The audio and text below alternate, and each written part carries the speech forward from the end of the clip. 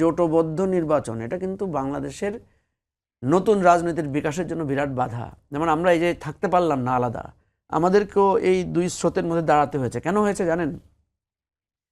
আমাদেরকে অনেকে অনেক কথা বলে যে থাকতে পারলেন না, আপনারা তো আপনাদের উপরে তো আশা ছিল। আমি বললাম যে হ্যাঁ ভাই, আমাদের উপর আশা ছিল, কিন্তু আপনারা তো আমাদের সাহায্যে আসেন নাই।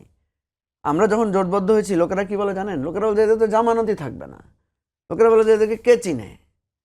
আপনি যখন আমাকে তুচ্ছতাচ্ছিল্য করবেন, তখন আমার তো স্বাভাবিকভাবে ইচ্ছা হবে, হ্যাঁ আমি তো ডিমোটিভেটেড হব, নাম্বার 1। নাম্বার 2 হচ্ছে আপনি আমাকে উৎসাহ দিবেন না, ডিমোটিভেটেড করবেন। আবার যখন কোনো একটা ক্ষমতার বলের সাথে যাব, তখন আবার বলবেন যে বেটারা দাঁড়াইতে তো পারলি না, সেই তো চলে গেছো, তোমরা আদর্শচ্যুত। তাহলে আমরা কিভাবে, আমি এবারের নির্বাচনে বিশ্বাস করেন আমার কাছে মনে হয়েছে যে এই রাষ্ট্রে আমরা কোন দিকে আলোর পথ খুঁজে পাবো। কথা বুঝছেন? আমরা কিন্তু এনসিপি সহ 200 আসনে ইলেকশনের প্রার্থীও ঠিক করেছিলাম, এবং বাকি 6 দলকে মিলে আমরা বলেছিলাম, মান্না ভাইকে আমি বলেছি, নুরুল হক নূরকে বলেছি, সাইফুল হক ভাইকে বলেছি, আমাদের রাষ্ট্র সংস্কার আন্দোলন আমাদের সাথে ছিল, ওনাদের একটা দারুণ একটা ভূমিকা ছিল। কিন্তু আমরা পারি নাই, শেষ পর্যন্ত পারি নাই। কেন? আপনি দেখবেন আমাদেরকে যাচ্ছে তাই কথা বলেছে মানুষ।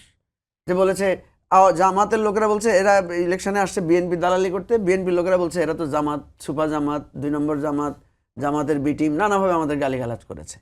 তো ভাই, আপনি আমাকে ডিমোটিভেটেড করবেন, নতুন রাজনীতিকে সাহায্য করবেন না, ঠিক আছে, এটা আপনার পলিসি থাকেন। কিন্তু এরপর আবার যখন বলবেন যে কই আপনাদের নতুন রাজনীতি, এত অধৈর্য, এত হারাই গেলেন কেন? নিশ্চয়ই আমরা অধৈর্য, নিশ্চয়ই আমরা পরাজিত, নিশ্চয়ই আমরা ক্ষতিগ্রস্ত। আমি তো এটার জন্য পাবলিকলি অ্যাপোলজি করেছি। সেদিন আমি যখন অ্যাপোলজি করলাম, বিশ্বাস করেন, লোকদেরকে বললাম আপনারা কি আমাদেরকে ক্ষমা করবেন? ক্ষমা করেছেন? বলছে না, ক্ষমা নাই। এই জায়গায় দাঁড়িয়ে আমরা যখন এখন এই যে দেখেন, যেটা তুষার ভাই বলেছে, যে সত্যিকার অর্থে আমি আমার রাজনৈতিক কর্মীদের কাছে খুবই অপমানিত, অপদস্থ।